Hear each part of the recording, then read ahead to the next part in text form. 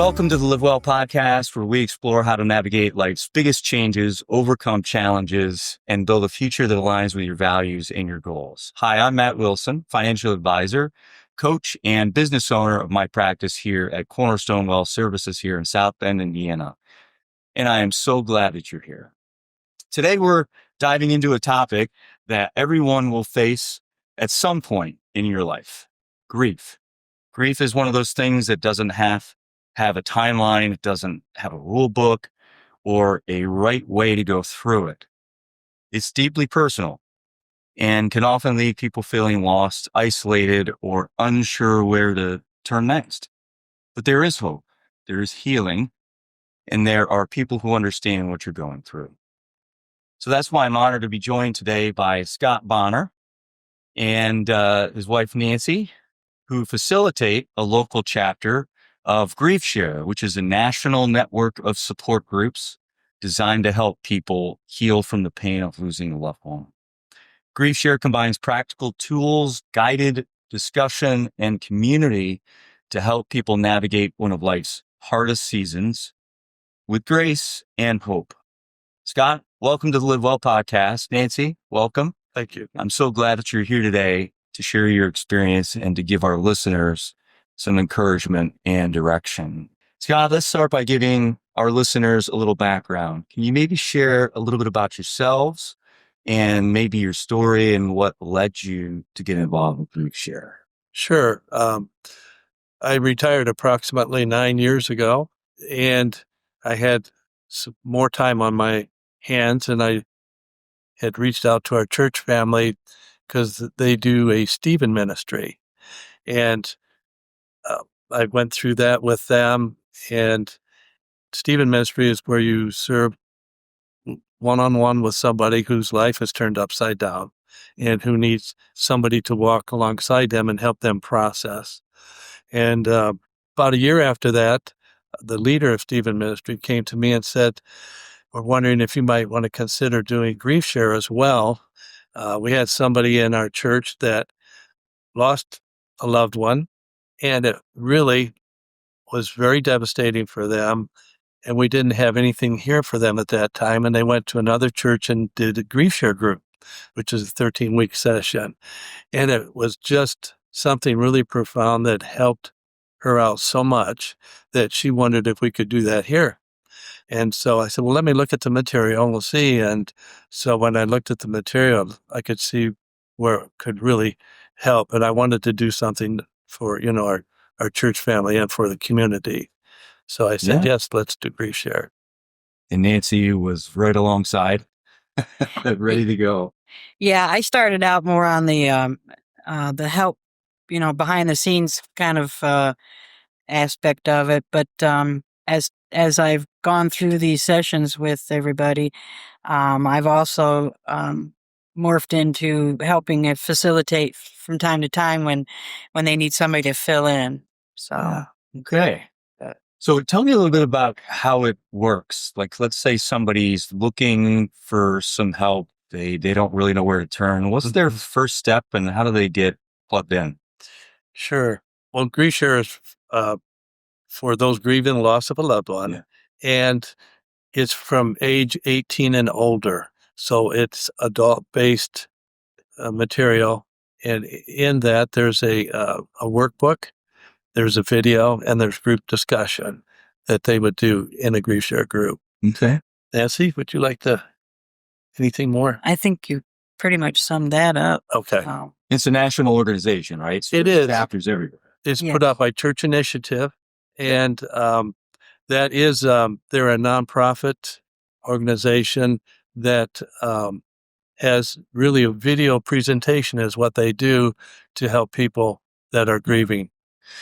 Probably from a lot of licensed individuals, people who understand the psychological side. So do you have to be a church member somewhere in order to go, or is it just open to anyone? It's open to anyone. The churches, usually are the ones that put it on. They get signed up through Church Initiative, and then we bought the videos and the workbooks. But everybody's welcome, whether they go to our church or whether they go to somebody else's church because they want to be private about their grief, or if they're not going to church at all, the door is open for those. Yeah, I think it sounds like it's just an opportunity to just have no judgment whatsoever, where somebody can walk in and just be real. I'm sure it's confidential. It is confidential. Private. Take it very seriously. We stress that. Yeah. That's part of it too. We want them to come and concentrate on their grief and to work through their grief. And one thing we would like to share is that sometimes when it feels a little uncomfortable because maybe I don't know anybody. Yeah. But one thing that you have in common, if you come, is everybody there is grieving the loss of a loved one. And so with that said, there's people that understand what you're going through. And the facilitators honestly have the same situation, have lost loved ones in the past. Yeah. Everybody's going to go through it at some point. We all know somebody who has. Everybody deals with it a little bit differently. So let's just kind of walk through a little bit of understanding grief if we can. You spend a lot of time with people, and I'm just curious what maybe you've learned about the process of grief, how it shows up, maybe how it changes over time. What can you speak to on that? Well, I would say that, first of all, when grief happens, it's almost, I would say the first thing that people might feel is shock. Sometimes even disbelief. I can't believe this really happened. How do I process that? There can be feelings of anger, bitterness.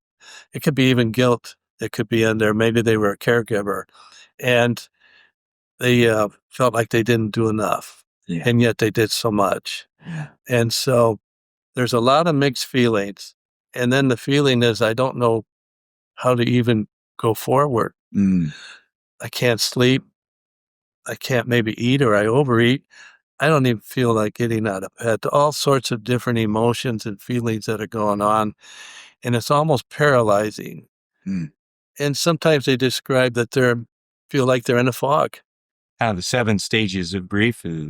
It's a real process, and everybody kind of hits them differently, maybe, or and it's a journey too. Like you just said, it's a process, and so it's a journey. It's something that takes time, and everybody grieves differently. Right, Nancy? And anything you want to share, feel free to. Everybody grieves differently. Though. Yeah, sometimes the stages don't come like 1, 2, 3, 4, 5, 6, 7. They can be grieving at a different level and then revert back and then go a few steps further and then revert back. So it's a never-ending process, in the beginning, trying to navigate through the grief and everything. We've seen people come that have lost a loved one 2 weeks prior to 3 or 4 years later. Wow. Because they become stuck in grief. Yeah, and maybe the tools. didn't have the proper tools to get through it. And they still have the guilt and the profound pain of grief because they haven't addressed it. One of the videos tells us, we need to lean into our grief. And, it's kind of like take it on the chin, and be try to work on that progress of navigating. So, I'm sure there's a lot of misperceptions in our culture about grief, and maybe there's a lot of people who are pressured to move on, very early instead of process. Like you said, they're not processing it. So, I guess can you speak to that a little bit? Maybe is there misperceptions? Well, I think some people have the misperception that you can get over it quickly. Yeah. we have people thinking, I'm going to go through this 13-week session and I'm going to be done. And it doesn't work that way. It really doesn't work that way. Our sessions are in the fall and in the winter, and we don't have one in the summertime. And sometimes we've had people have that summer without having any GriefShare program, and they feel like they've started all over again. Yeah. They've lost all footage. and then they come back in the fall again and try to get that footage again on working through their grief. But it's not something that happens overnight. There's a lot of cases where it could take up to 2 years, and depending on how profound the situation was, such as a tragedy of losing somebody, it could be up to 5 years. It just really depends on the person and how they work through it. So, Yeah. What does healthy grieving look like? I mean, there's all different ways, but I'm sure you've seen unhealthy. So maybe speak to that. I don't know. Yeah. Maybe before that, I'm just thinking with what Nancy said too. I think there's this feeling in society that we can pull ourselves up by the bootstraps and we're going to just move forward. We're going to move on. Yeah. And in grief, you don't just move on, you move forward. Moving on kind of connotates that I'm leaving my loved one behind. And that's not what we do in grief. When we move forward, we're taking them with us. We're taking the memories. We're taking all that we have that we can remember about our loved one with us. And so to avoid, can you think of anything to avoid?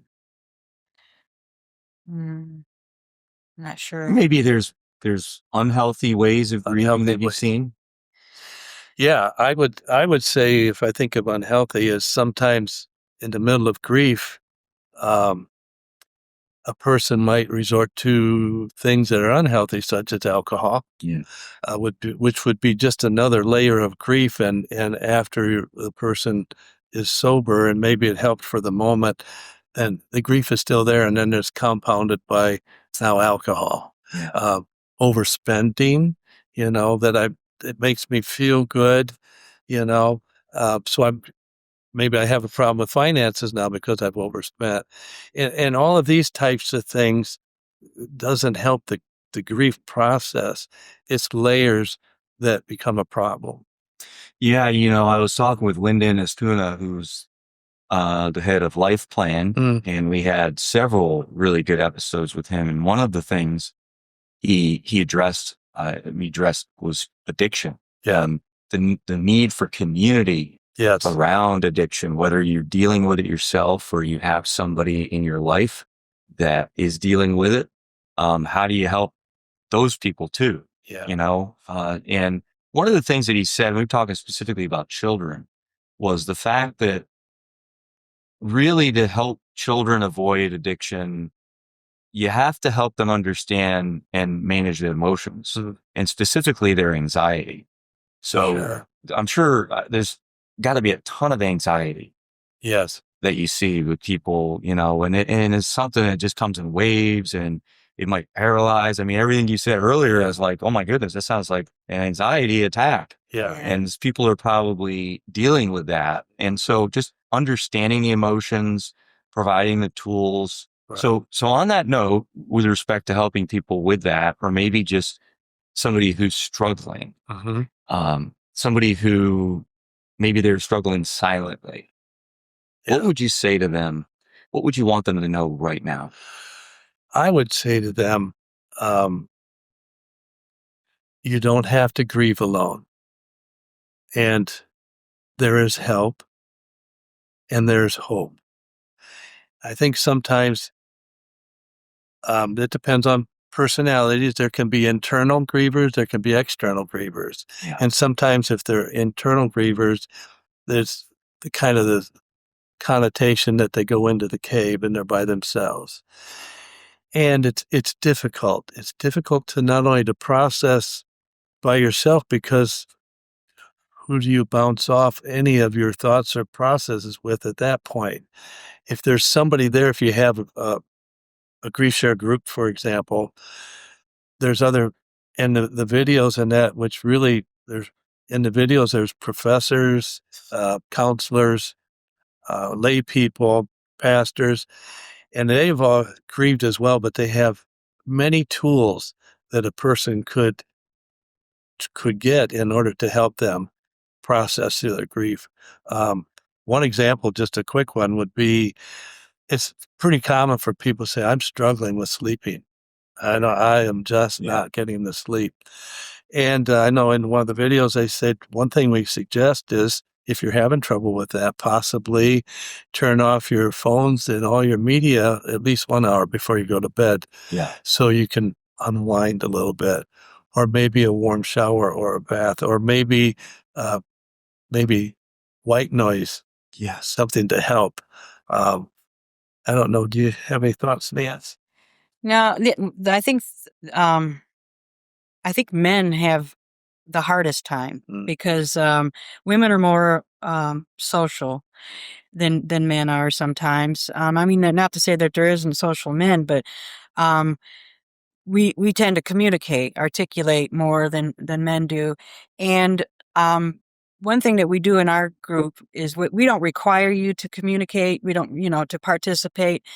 But because you see yourself having similar feelings and going through this similar stages of grief and everything, that you have something in common with the next person, and then all of a sudden you start feeling like, oh yeah, I feel that way too. I'm dealing with this too. So it helps them to have an outlet where they don't normally have an outlet. Because everything is confidential in our classes, and it's supposed to be that way. And everyone that's being, everyone that goes through, that facilitates a grief share. And I think that's one thing that people have said in our as they go through the program, that they feel safe in our group. They know that it's not going anywhere. They know that the people that are there are understanding. They've gone through a certain type of grief. And it may not be the same grief. It may be a loss of a son or a mother or a father or something like that. We don't put levels on grief. We don't say that, losing a spouse is more profound than losing a child. The level of grief is the same in our class, although it may feel more profound than the next one, for that individual person. Yeah, I think, boy, what you said there is so profound. Everybody's different. Yeah. But it's all extremely valuable to them.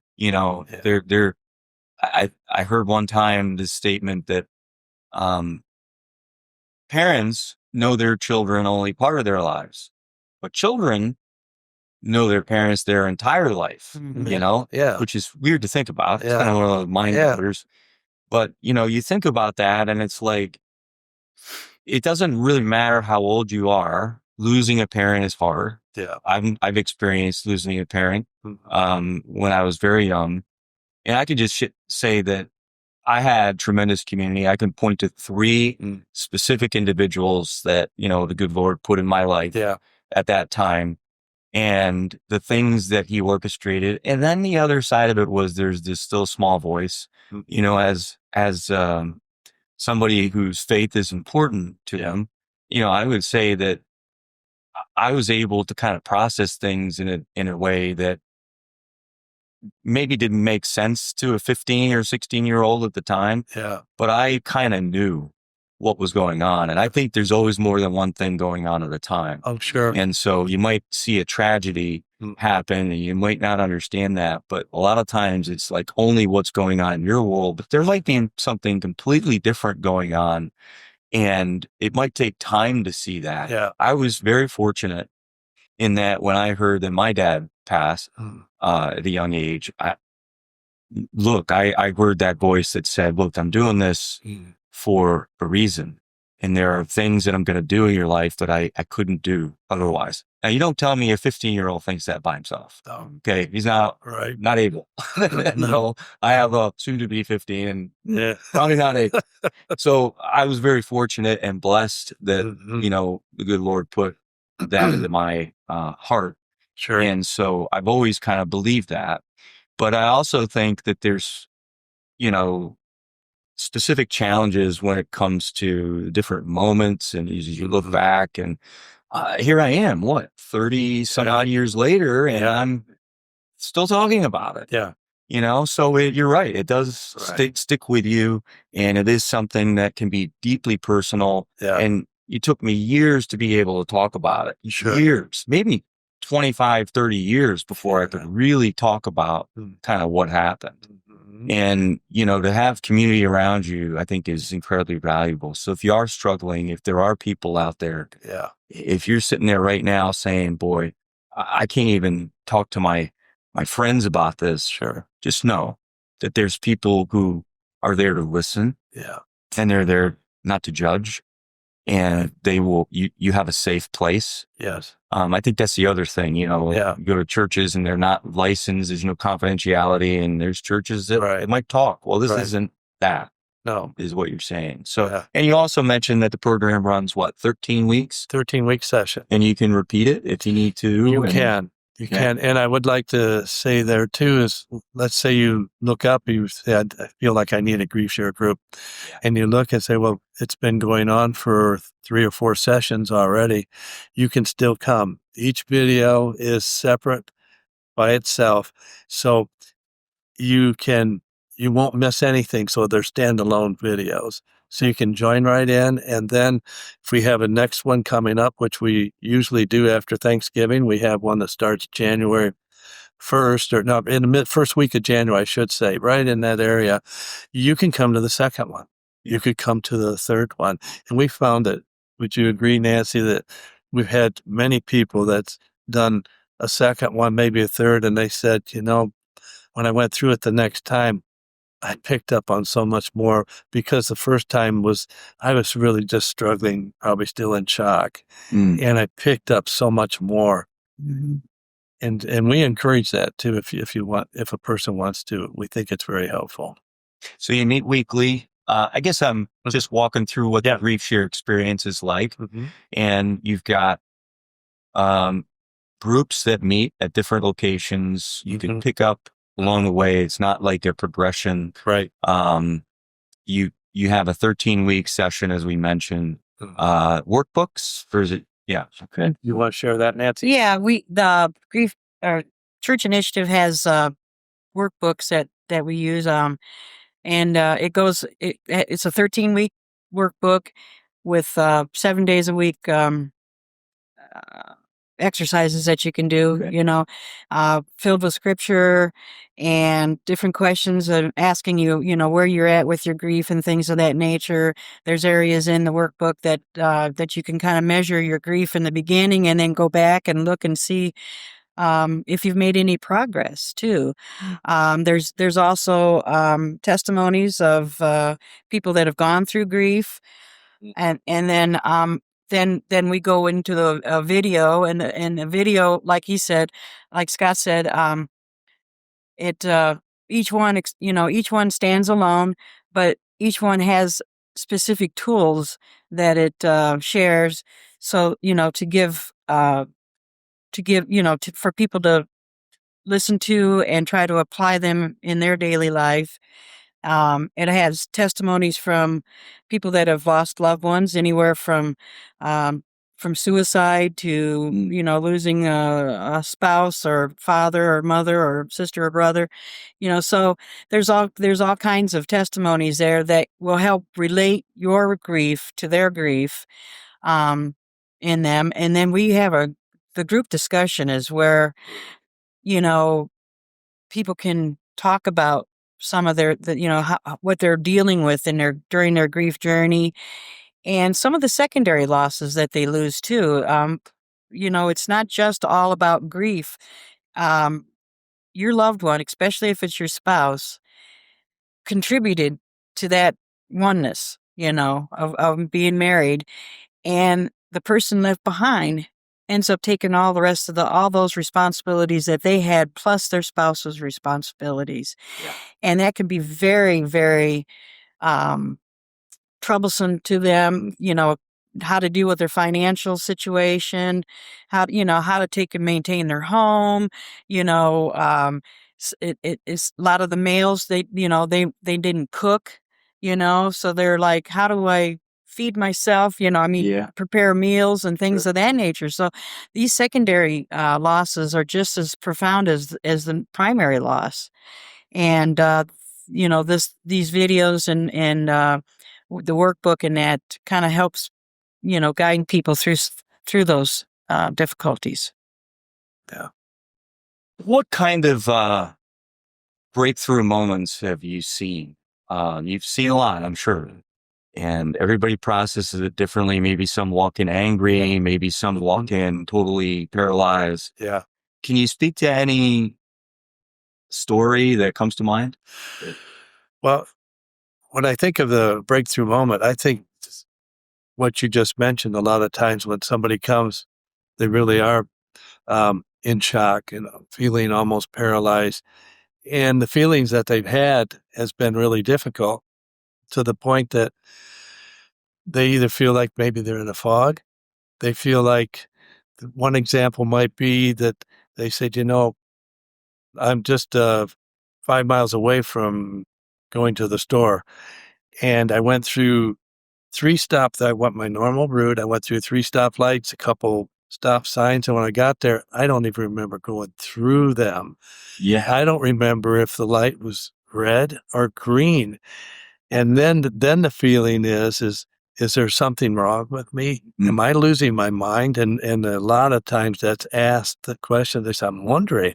And the answer is you're not. That the grief is so intense that it tends to make it hard to really function. And so it does get better over time. Nancy, did you have any thoughts? I agree with that. Another breakthrough moment would be where people realize that they're not alone, that other people have grieved, have lost loved ones, and they've made it through it. We've had people that come and they just don't want to live, Yeah. And of course, first thing we comes to our mind, is like, do you have a plan? Because if they have a plan, then we refer them on to somebody that's, more trained to help them. But if they don't have a plan, then, they realize over the time frame that they take this program, that they do want to live, and that they found hope, and they found a purpose. And we've had some that have decided after the 13-week program that they want to be a part of GriefShare. So we ended up having people that actually went through GriefShare that ended up becoming a facilitator. Sure. So because they wanted to give back. Yeah. And we've had others that gone through, and they said, I go to a different church, could you help us start up a GriefShare? And so we've been instrumental in getting other GriefShares started in different churches, and which opens up more programs for people that that they have something closer. And so those are the kind of breakthrough that we like to see. Is that they take the focus off themselves, and they put the focus on helping others, because they're grateful that somebody took time to help them. Yeah. No, that's fantastic. And I'm sure you have countless stories to talk through. So I appreciate you sharing that. Yeah. We'll be right back with Scott and Nancy Bonner in our conversation on grief and healing. I just want to take a minute to let you know that here at Cornerstone Wealth Services, we believe that living well isn't just about finances. It's about your full life. And that's one of the reasons I started the podcast, was because it's not just about your money. It's really just about living and living well. So I appreciate Scott and Nancy sharing about their experience and what they do with GriefShare. If you'd like more information, we'll have the information for the local chapter here in the show notes, but also you can feel free to contact our office, and we'd be glad to get you connected there. So whether you're navigating retirement, business ownership, or even the loss of a loved one and life after that, we're here to help you find clarity, confidence, and peace of mind. You can learn more and schedule a discovery call at mattwilsonfinancial.com, and we're happy to speak with you and see how we might be able to help. And if we can't, we'll point you in the right direction. We have several resources like the GriefShare program that we're discussing today. So we're happy to help. Look forward to speaking with you. Scott, one of the hardest parts of grief is that it often feels like you don't know what to say. And I think this is maybe for those who are dealing with those in their life that are facing grief. We don't know what to say. We don't know what to do. And for those that are supporting someone grieving, what are some helpful things that we can do? And maybe what should we avoid doing? Sure. One thing I would say is we have to make sure that we realize we don't fix them. So when we come in contact with a loved one and that, the best thing that we can do initially is to be a good listener, to be willing to sit down if if we have that type of personality, to sit down, to listen, to let them talk, maybe to laugh with them, to cry with them, to hold their hand, whatever at that moment is needed. But the one thing they don't need is us trying to do things in our time frame when we need to let them have their time frame. Yeah. The other thing I would say, and Nancy, I'm sure, has some things to say, is something to avoid is don't say, I know how you feel. It's one of the things that I think almost universal when people come is they say, they don't know how I feel. How can they say that? And it hurts them somehow, that you don't really understand how I feel. Dismissing it almost. Like minimizing it. Yeah. Do you have anything there? Yeah, I think sometimes it's the hardest people to talk to are the loved one, your family. They have this expectation that you can get through grief fast and don't understand why it's lingering on in your life. But until you've had a spouse and lost a spouse, you don't know what walk they're walking. Until you've lost a child, you don't know how they're dealing with it. And so the best thing, like Scott said, is just to be a good listener. The other thing is that, we've had a lot of people in our GriefShare classes that have told us that nobody even asks me how I'm doing, or they never mention my loved one. They love to hear their loved one's name. They love to hear stories about their loved one, and they're not afraid to talk about their loved one. Too many times we think, if we say something that we're going to make them cry or we're going to upset them. But chances are, if you don't talk to them about their loved one or bring their name up or something to that sort, it's just as offensive, Sure.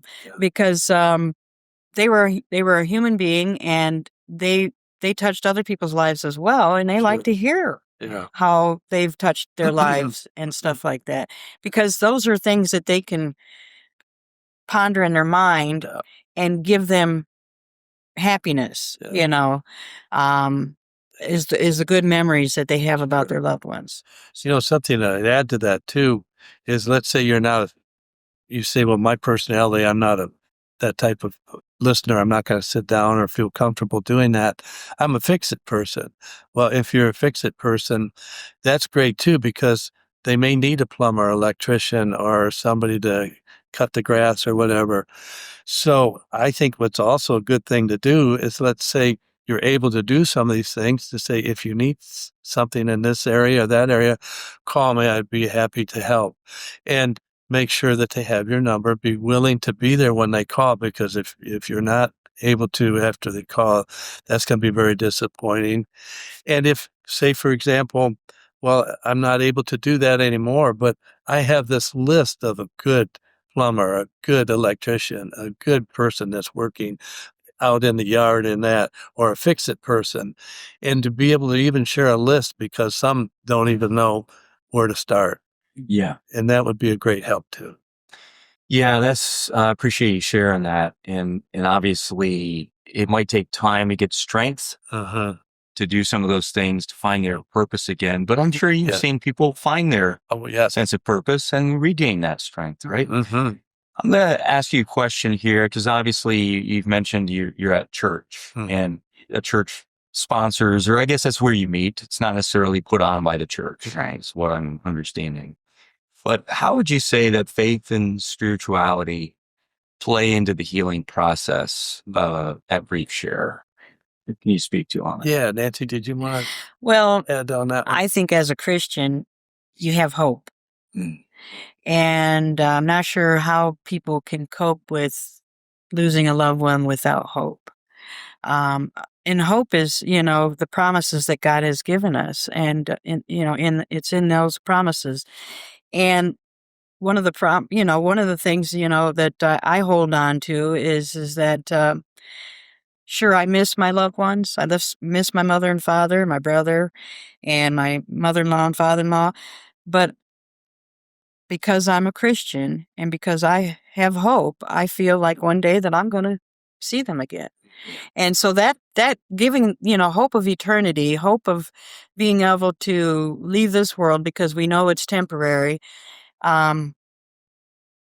gives me the confidence and the will to continue on with my life. Yeah. And live it out to the fullest.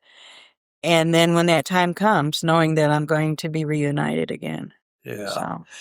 And I would say, too, that you mentioned God's promises, too. And I think that is so important, too, that when we have promises like Psalm 34:18, the Lord is close to the brokenhearted and saves those who are crushed in spirit.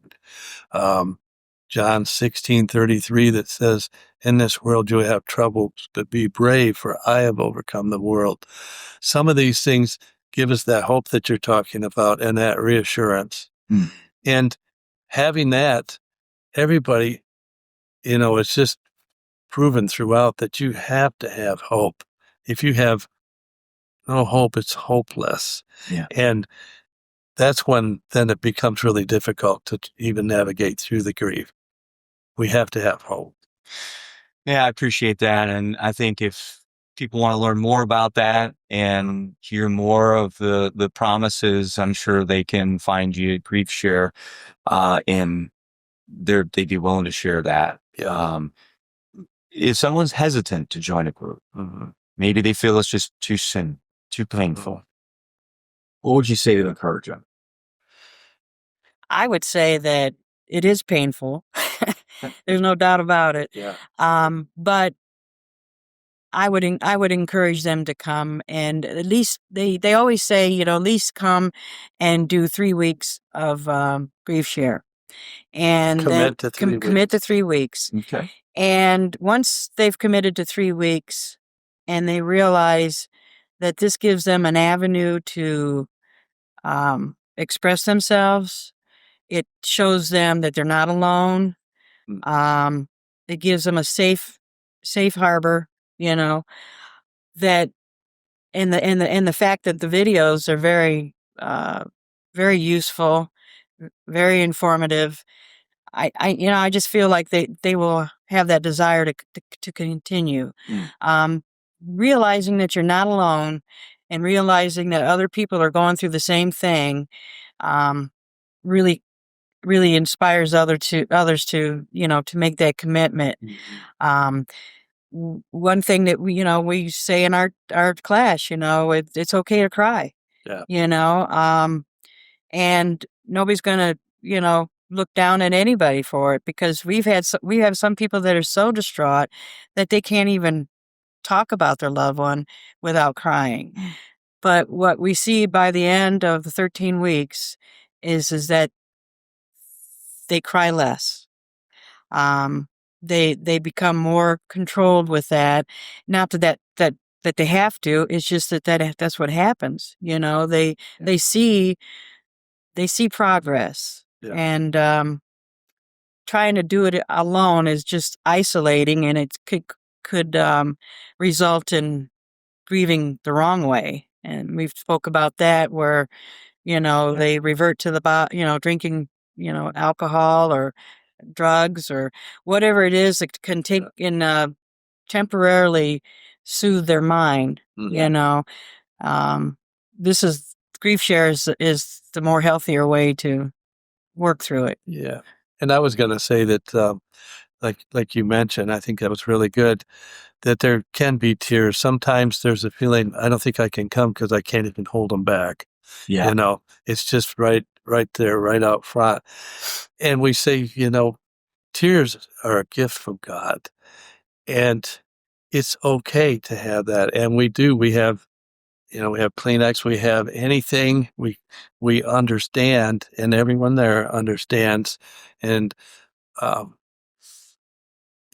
if a person doesn't come, and you can come right away, like Nancy said earlier, I think as early as 2 weeks after someone passed, that their loved one passed, that they came. And you can, if you wait, you delay the healing process. So the longer you wait, the longer the journey is, because you haven't processed through it. So the sooner you come, the sooner there's help.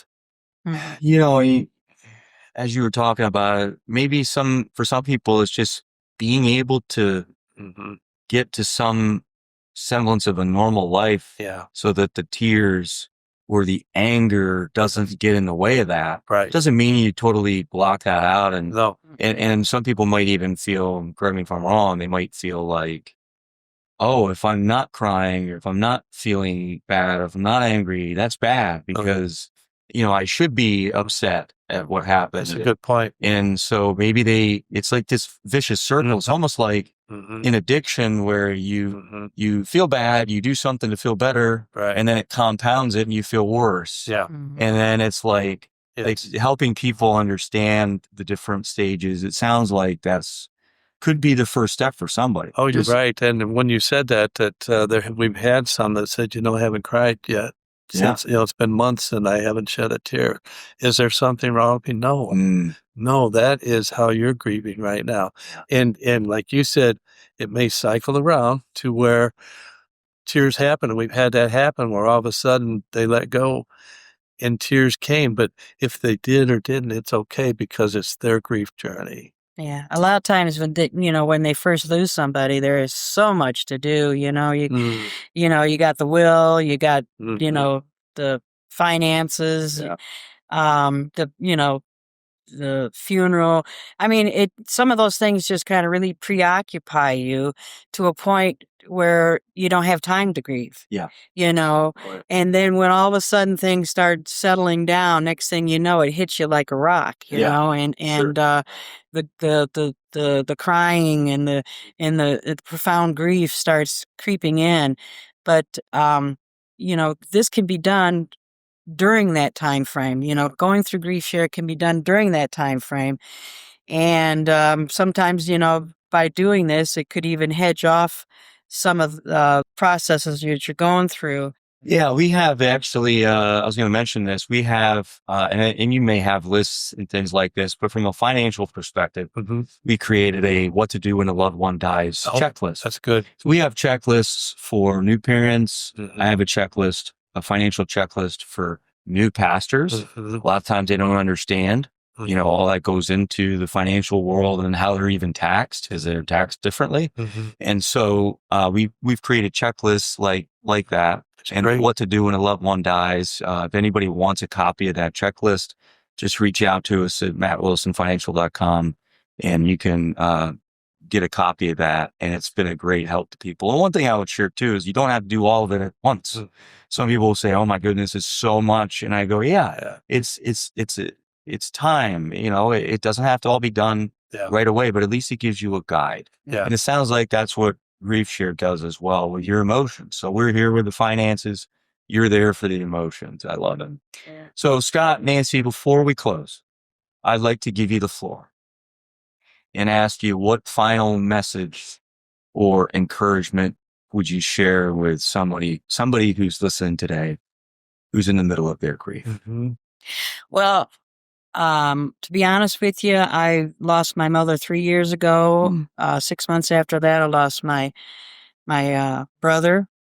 And then, Scott's mother passed away a year ago, a little over a year ago, a year and a half. I was really close to her. Even though I participate in helping in the background with GriefShare, and occasionally I facilitate with GriefShare, I went through GriefShare. I put all the administrative stuff to the side, and I grieved my mother, and I went through a second time, and I grieved my brother, and we also lost a son in this past September. And we felt like at that time that we were just, being beat up, one after another, it seemed like, in our life. And it was a tragic one. And we both stuck through GriefShare. We didn't stop. And I stayed with the group, and I grieved along with helping out. Sure. And so I could testify that it's been very helpful on a personal level. And I know Scott can too, because it was actually his son that passed away. I admired Scott for being able to facilitate GriefShare along with grieving. Wow. And people kept saying, you need to stop. It's like, no, we're not stopping. We're gonna, this is therapeutic for us too. Yeah. So, but what I would say too is the last thing that I would say is, you don't have to grieve alone. And I said it earlier, there's hope, there's help, and there's hope. And if you wanted to do a GriefShare group, you would go to GriefShare.org. So that's GriefShare.org. And when you click on that, there's a green bar at the top. I think it's the top left. It says find a group. And you just click on that, and you may live in a different area. We're in South Bend, Indiana, so in that area. So if you're even out west or whatever, you can put in your town and especially your zip code. And if there's GriefShare groups available, they will pop up, and they'll either be active now. They'll pop up. If you don't see them, try a little bit later, because if it's in the middle of summer, maybe there's not one going on, but then there would be one in the fall or spring. But for example, quick example, had somebody that I was talking to locally, and they said, my mother is a widow now. She's out west. I'm here, and I would really like to help her. She really is struggling and needs something. Yeah.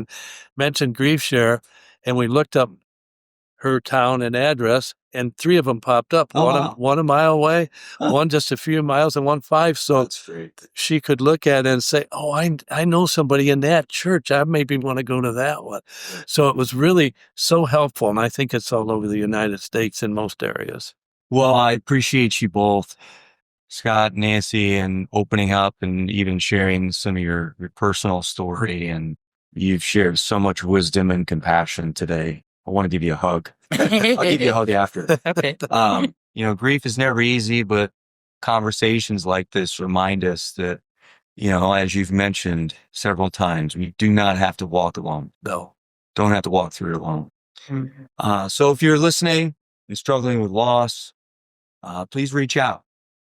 You can find more about GriefShare, as Scott mentioned, at GriefShare.org to locate a group near you.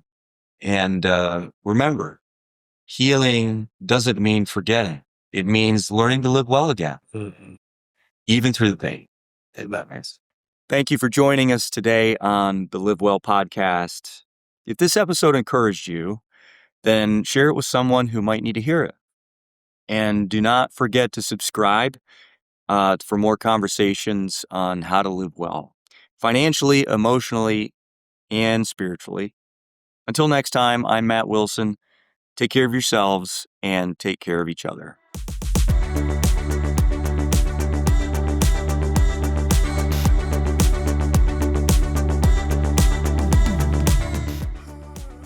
Securities and advisory services offered through LPL Financial, a registered investment advisor, member FINRA SIPC.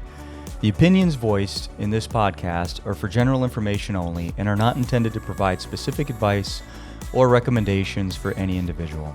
To determine which strategies or investments may be suitable for you, consult the appropriate qualified professional prior to making a decision.